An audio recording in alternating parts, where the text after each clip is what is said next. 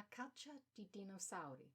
Scavare nel passato per scoprire il futuro del pianeta is an Italian non-fiction book by Federico Fanti, an Italian paleontologist. I first saw this book mentioned on the Vegalosi blog, where, if my memory serves me right, they interviewed the author. I think there was a snippet of the text too. I thought it sounded interesting and a book that might not be too technical for someone whose native language isn't Italian, so I went to Amazon and took a squiz at the look inside. It is indeed very readable for someone who isn't an expert in archaeological digs or dinosaurs. I enjoyed it a lot and finished it in exactly 2 weeks, which is very quick for a full-length book in Italian for me. The author's style is more on the chatty side than the formal, and although there is some technical vocabulary, it's little more than knowing what the verb for to dig is, scavare, buried, seppellito, both of which I already knew, plus a few other words for tools and finds and different kinds of landscapes. Also, these words come up so many times you will soon get used to them. The author takes you on his very first dig, all the way through to the present day.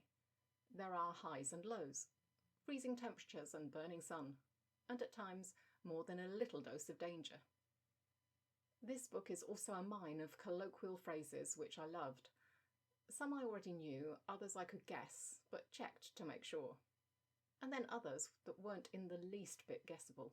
It's possible I made a long list of these phrases which may or may not be appearing in a Halloween story later this month. And that was only the first half of the book. Here's an excerpt from a paragraph which made me laugh as I was reading and will give you a good idea of the author's style.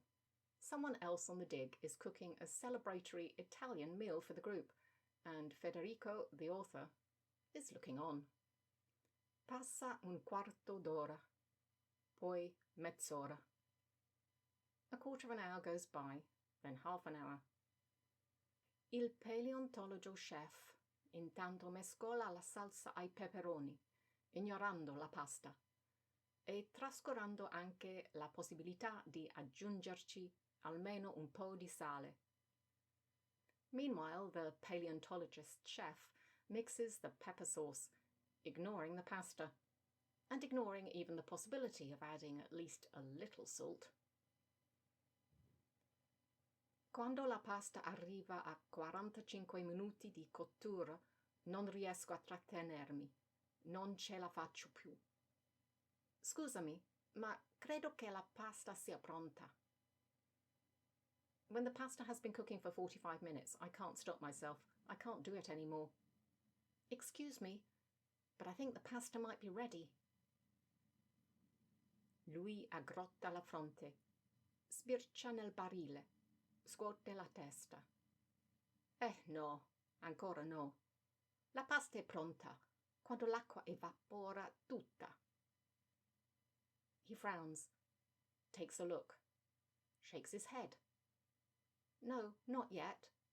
The pasta is ready when all the water has evaporated. Mi arrendo, pensando a mia nonna e alle tue tagliatelle, e mi passo una mano sul volto. I give up, thinking of my grandma and her tagliatelle, and my hand goes to my face. Bet that pasta was yummy, just like school dinners. Not that we had pasta when I was at school.